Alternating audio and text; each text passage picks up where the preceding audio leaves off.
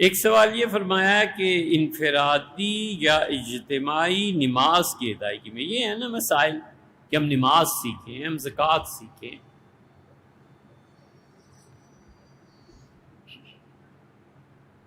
ہم اخلاقیات سیکھیں۔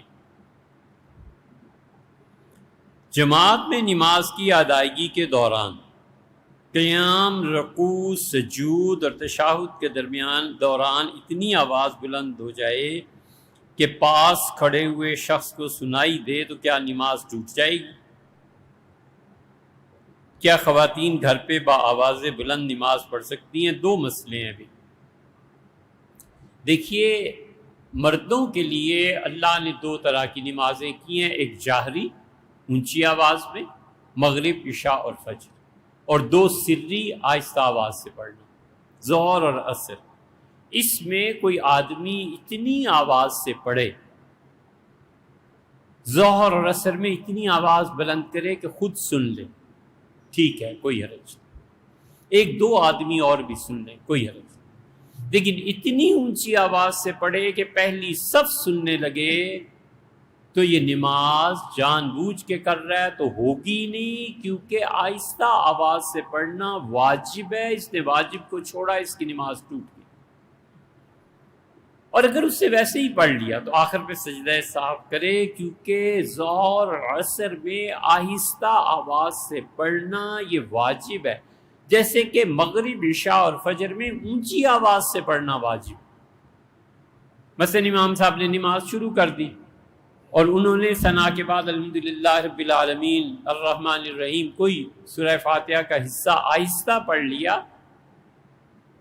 تو اب امام آگے پڑھے، مالک یوم الدین وغیرہ وغیرہ، وہ لوٹ کے پیچھے نہ آئے اور سجدہ سہو کرے، کیونکہ فاتحہ کل کی کل،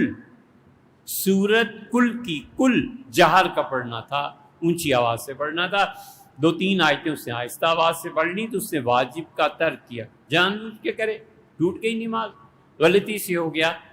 تو سجدہ سہو کرے۔ یہ تو آپ نے جو پہلا مسئلہ دریافت فرمایا۔ دوسرا مسئلہ کہ خواتین گھر پہ بآواز بلند نماز پڑھیں، خواتین ایسے نہیں کر سکتی، ان کے لیے پانچوں نمازیں سری پڑھنا واجب، مغرب، عشاء، فجر، تینوں میں اونچی آواز سے قرات نہیں کریں گی، ان تینوں میں بھی ایسے ہی آہستہ پڑھیں گی جیسے ظہر اور عصر میں، اور اگر وہ پڑھیں گی اونچی آواز میں تو نماز نہیں ہوگی، اس کا دہرانا واجب ہو جائے گا۔ یہ تو ہے اصل مسئلہ۔ اور اب جو مساجد بن رہی ہیں نا، جن میں خواتین امامت کرا رہی ہیں، اور اب جو جنازے پیرس اور انگلینڈ اور امریکہ میں زیادہ کہنے سے حیا آتی ہے، مگر اب انہوں نے مساجد اپنی بنانی شروع کر دی ہیں، LGBT پہ یقین رکھنے والے اپنی مساجد بنا رہے ہیں، خواتین نماز پڑھا رہی ہیں۔ ایک اتنا سادہ آدمی، ایک اتنا سادہ، ایسے بھی ہمارے بچے ہوتے ہیں سادے، فون پہ کہا کہ وہ مغرب کی نماز پڑھی تھی، وہ تو